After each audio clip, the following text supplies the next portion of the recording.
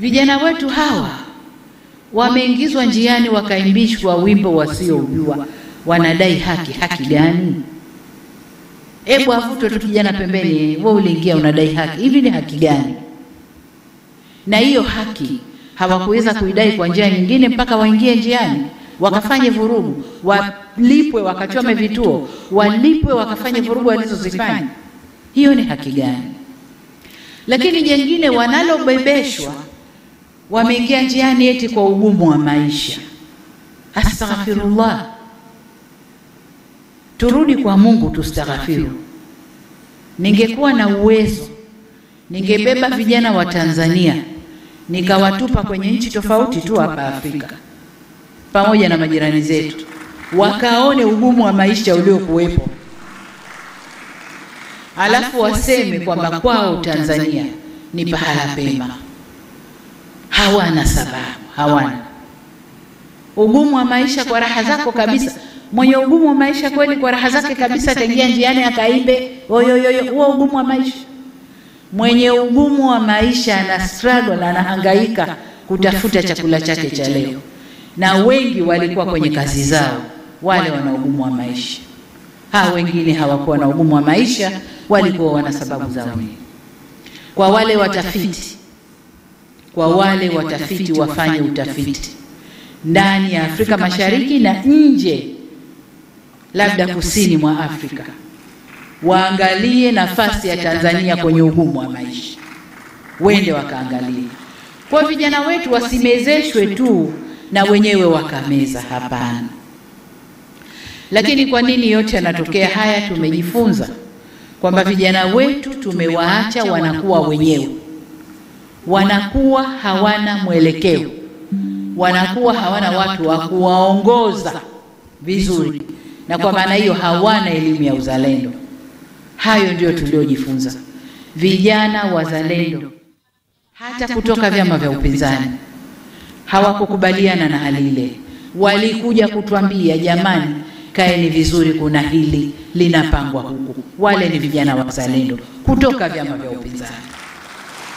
Lakini vijana wetu wengi wa Tanzania hawana uzalendo, na hilo serikali tumejifunza na tutakwenda kulifanyia kazi. Na ndio maana nikasema niunde wizara nzima ya vijana ili kushughulikia vijana kwa upeo mpana badala ya kuwa na kitengo ndani ya wizara kubwa. Kwa hiyo kwa upande wa vijana wetu hawakuwa na sababu yoyote ya kuingia njiani ila kutumwa na kuimbishwa mambo yasiyowahusu. Tuangalie taasisi zetu za dini ambazo nazo kwa namna moja au mingine wamejiingiza kwenye mkumbo huu. Hapa unajua, unapokuwa kiongozi lazima ukubali wakati fulani kukosa umaarufu, lazima ukubali. Na kama kukosa umaarufu kipindi hiki kuelekea kampeni, kuelekea uchaguzi na baada ya uchaguzi, utaondoka tu. Lakini uondoke, turekebishe, tuseme kweli. Taasisi zetu za dini, tunasema Tanzania haina dini, si ndio? Lakini watu wetu wa Tanzania tuna dini. Na tuna dini za madhehebu mbalimbali. Tuna dini kuu sijui 4 sijui 5. Tuna Wakristo, tuna Waislamu, tuna Mabaniani, tuna mamonki wale sijui Buddha na wengine ambazo ziko huko zinafanya. Lakini kubwa ni hizo 4 au 5. Na hizi 4 au 5 zina madhehebu mbalimbali. Kwa Waislamu kuna Sunni, kuna Ibadhi, kuna Bohora, kuna Suminani, kuna mambo mengi tupo. Lakini na Wakristo na wenyewe wana madhehebu yao tofauti tofauti.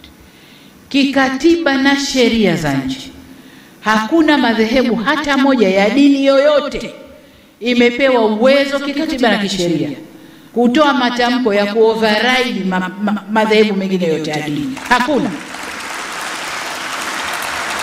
Hakuna. Kwa sitokeze watu wakajibebesha hilo.